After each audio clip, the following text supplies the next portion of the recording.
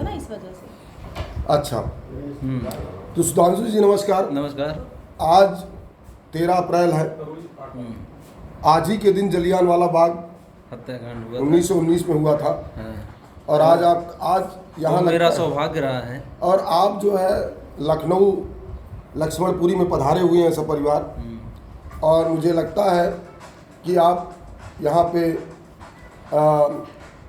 लक्ष्मणपुरी का आनंद लेने के लिए और मामा लोगों के साथ कुछ समय बिताने के लिए आप आए हैं। बिल्कुल बिल्कुल,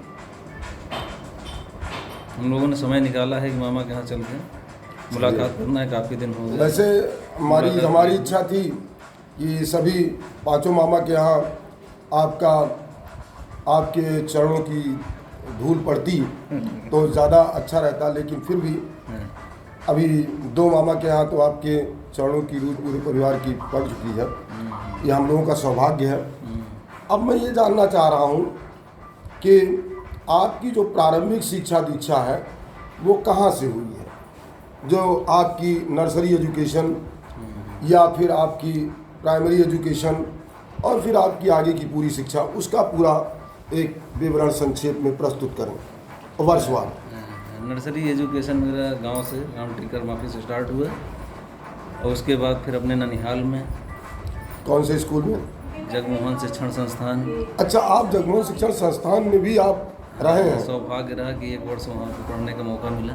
वाह। और वहीं से काफ़ी कुछ मार्गदर्शन और दिशा मिली जीवन में जी। और आज जो कुछ है कहीं ना कहीं वहाँ के अनुशासन से हम लोग आगे बढ़ पाए हैं। अच्छा, तो नर्सरी वहाँ पर आपने टीकर माफी में कहाँ किस स्तर तक की शिक्षा ग्रहण की आपने? टीकर माफी में कक्षा 8 तक शिक्षा गांव के ही श्री एलओपी विद्यालय से ही प्राप्त किया।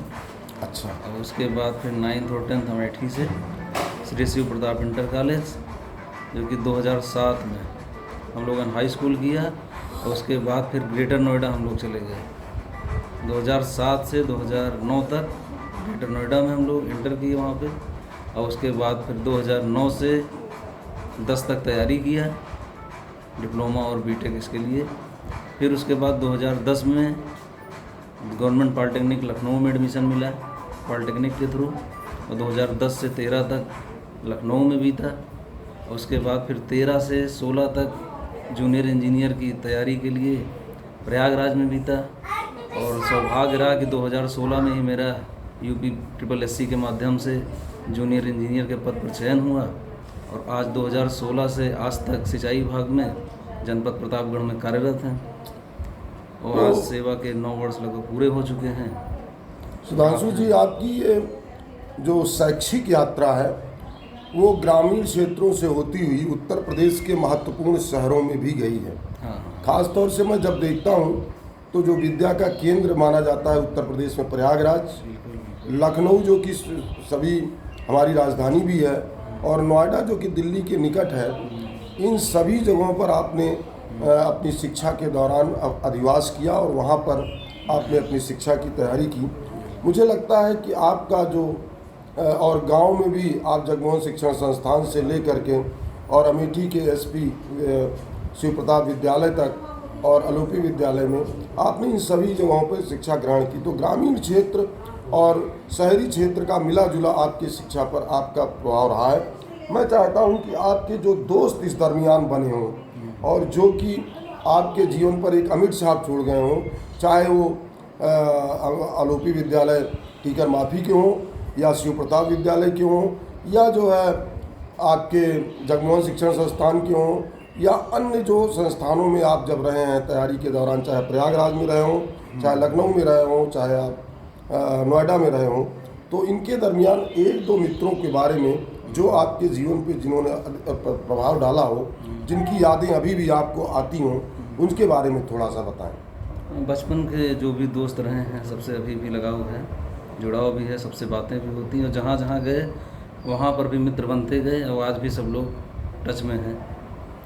तो हर आदमी का जो है मैं कुछ स्पेसिफिक मित्रों के बारे में आपको जानना चाह रहा हूँ, जिनको कि आपको अगर समय मिले तो आप अपनी गाड़ी जो है तुरंत चला देंगे और उनसे मिलने चले जाएंगे। और कुछ ऐसी कहानियाँ खेल के दौरान या कभी खेल खेला हो या कभी कोई ऐसी घटना घटी हो जिसके कारण याद आ रहे हो या उनका व्यवहार अच्छा रहा हो?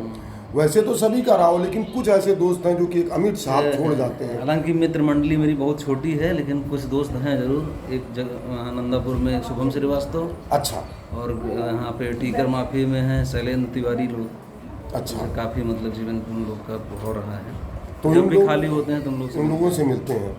तो शुभम तिवारी, शुभम श्रीवास्तव, शुभम श्रीवास्तव और शैलेंद्र तिवारी। शैलेंद्र तिवारी, इन दो मित्रों की आपने चर्चा की। वास्तव में मैं चाहूँगा कि इनके बारे में थोड़ा सा बताएं। ये दोनों लोग असल में काफ़ी फोकस्ड हैं अपने लक्ष्य के प्रति, और काफ़ी लोगों ने अपने जीवन में सफलता भी पाई है।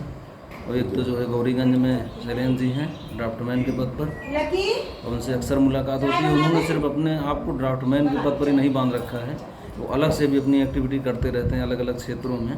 उनकी रुचि है, पढ़ने में भी रुचि है, और वो एंटरप्रेन्योर का भी काम करते हैं। तो जीवन में काफ़ी खुलापन है, ये नहीं कि हम किसी सीमा में बंद हैं। चलिए, बहुत अच्छा। अब मैं जानना चाहूँगा कि आपके बाबा की कुछ यादें हों, आपके बाबा की कुछ यादें जीवन की हों, जो वो जैसे चेस वगैरह भी सौरभ के साथ खेला करते थे, मुझे याद है।